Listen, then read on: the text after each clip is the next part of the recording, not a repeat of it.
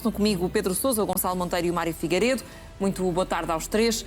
Pedro, pelo segundo dia consecutivo, Marco Silva é o primeiro a chegar. É a consciência de que há muito a fazer nesta pré-época?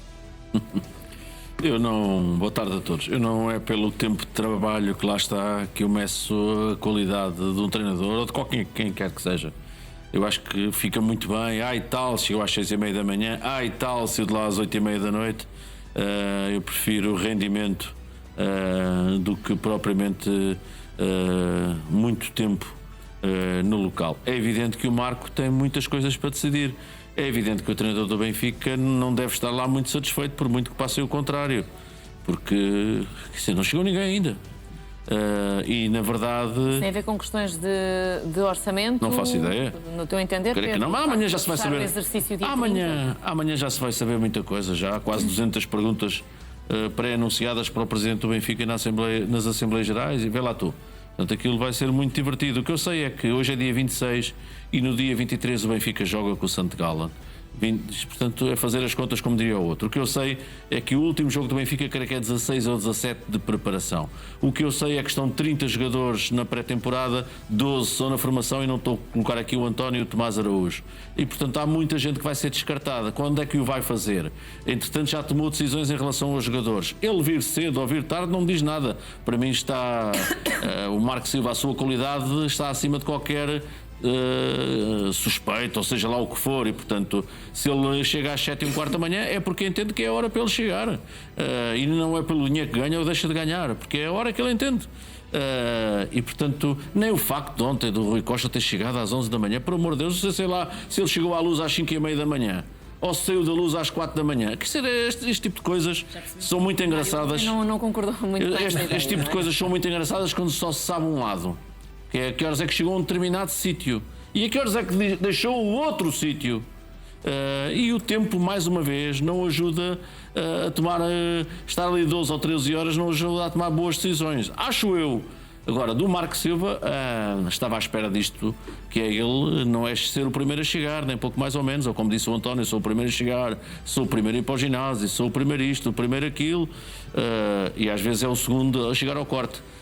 E portanto o interessante nisto é perceber que o Benfica arrancou a época e tem um treinador solidário, e eu acho que isso é o que sai destes primeiros dias, e um treinador solidário que trabalha com o que lhe dão até agora. Vamos ver. E com aquilo que tem, Gonçalo, qual é que é neste momento o principal desafio? Porque percebe-se que está Marco Silva a trabalhar com alguns jogadores que na época passada com José Mourinho não eram escolha regular.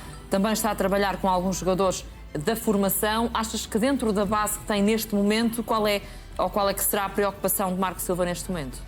Bom dia aos três, boa tarde aos três, boa tarde também aos nossos telespectadores. Eu acho que a maior preocupação, se quisermos ir em termos setoriais, será o da defesa, para já. Para montar, porque eu gosto pelo menos de olhar para a perspectiva de montar a casa pelos alicerces, pelas fundações. E acho que de trás para a frente faz todo o sentido para construir aqui bases mais sólidas. Agora, nós sabemos que o mercado não funciona assim, e muitas das vezes tu queres ir à prioridade, mas o que te aparece primeiro são outras posições, e tu tens que respeitar aquela que é a realidade. Não há nada a fazer quanto a isso, e portanto é a naturalidade daquilo que nós sabemos que os treinadores, por norma, no mercado português, por norma, passam por isto em quase todas as épocas. Tem aqui uma oportunidade, Marco Silva, para olhar para jogadores que à partida não iriam ser opção e até podem vir a ser?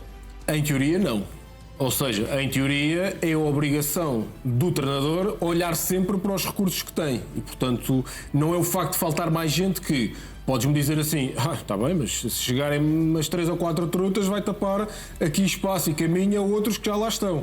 É verdade, sim, mas se Marco Silva entender que aqueles que estão até podem dar resposta interessante, mas que não completam todas aquelas que são as vertentes que se pretende, então não é por aí, é encontrar e procurar fora. Relativamente a esta questão de chegar cedo ou não, eu já percebi que isto é um tema que é bastante valorizado.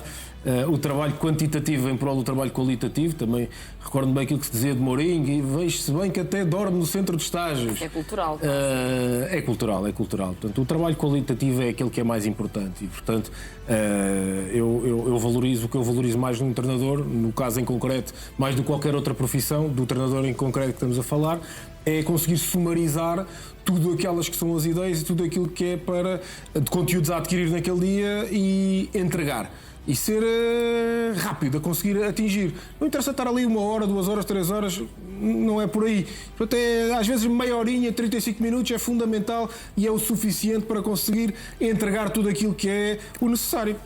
Claro que nesta fase há outro tipo de trabalho, extra treino, que tem que ser feito, por isso é que ele passa tantas horas lá e por isso é que os treinadores no princípio têm tantas decisões em vários departamentos que é normal que o trabalho seja mais quantitativo. Não o trabalho de campo, mas outras vertentes, outras áreas.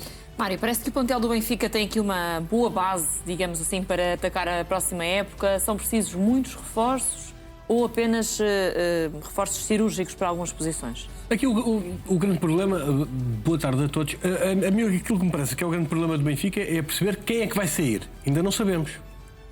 Já ouvimos falar em Richard Rios, já ouvimos falar em António Silva, já ouvimos falar em muitos jogadores, mas não, percebes? É preciso definir as saídas primeiro. E depois as tais contratações. E não falamos para ninguém. Está bem. Está bem, não. Então não falamos chegar. O Gabriel Índio é o quê? Gabriel Índio é o quê? Mas Gabriel Índio, neste caso, não está no mesmo patamar de Otamendi. Não sei. É uma aposta, claro que não, claro que não. Futuro, não é? Mas saiu um, veio. Mais ou menos. Mariano, eu não sei o que é que aquilo que Benfica... achávamos também do Piatuzewski e aqui discutimos. Será que é para a equipa B? De repente tornou-se um dos mais importantes. Mas aquilo que temos falado é que o Benfica quer contratar um experiente mas eu acho do que era Otamendi, não é? Eu acho que tem que haver contratações à medida daquilo que o treinador pretende. Eu continuo a dizer, não me parece que se justifique o investimento tão grande num treinador e que depois não haja um acompanhamento para agradar ao treinador ou para lhe dar as ferramentas. E, portanto, o problema do Benfica neste momento ainda não percebemos. António Silva parece que anda com aquelas entrevistas, anda aqui a criar aqui um tabu, não sei até que ponto é que pode ajudar o Benfica naquilo que quer que seja. Sair por 20 milhões de euros parece muito pouco, mas também é melhor 20 do que nada, porque é o que pode sair a seguir. Depois temos ainda decisões para tomar sobre os jogadores que vão valorizar. Eu acho que o Benfica vai ter que vender, se calhar, qualquer coisa a rondar os 100 milhões de euros. Isso pode definir o quê? Pode definir que tenha que vender 4 jogadores ou 3, consoante o dinheiro que os jogadores tenham, o dinheiro que os jogadores valham. Ou seja, por outro lado, temos um problema que é a desvalorização do plantel do Benfica nesta temporada, que existiu. Só o Sheldrup talvez tenha sido aquele que resistiu mais a não baixar o seu valor, mas a verdade é que o Benfica vai ter que definir primeiro, se calhar, as vendas, as saídas, e é isso que provavelmente Marco Silva pode estar a fazer agora, a começar a pensar isso, chegar cedo, chegar tranquilo. Depois temos a questão das compras. E depois vamos ver quais são as opções. Eu acho que Marco Silva foi muito cuidadoso até quando diz que já passou o perfil de jogadores que queria, ou seja, não disse nomes, estabeleceu perfis, está a dar a oportunidade ao Departamento de Prospecção do Benfica de encontrar ou que lhe apresente os jogadores com aquele perfil. Depois ele poderá decidir ou não, consoante os valores. Agora, também consoante as vendas. O Benfica está dependente também das vendas. Isso é evidente. Quando a Marco Silva chegar à academia cedo, é uma mensagem que não é por estar lá 24 horas por dia que vai fazer mais ou menos. O Mourinho dormia lá e foi muito elogiado por dormir na academia. É a mensagem que tu estás a passar também para as hostes benfiquistas, para os adeptos. Aquela vontade, aquela dedicação. Eu venho de corpo e alma, eu estou presente, eu quero ser o primeiro a chegar. Se for preciso, é o último a sair. Nesta fase em que a equipa está, é preciso definir, é preciso correr atrás do prejuízo, atrás do atraso que tem, efetivamente, para o Porto e atraso que tem para o Sporting, que aposta numa continuidade. E, portanto, eu acho que aí Marco Silva acho que está a marcar pontos junto dos adeptos com esta postura de chegar cedo.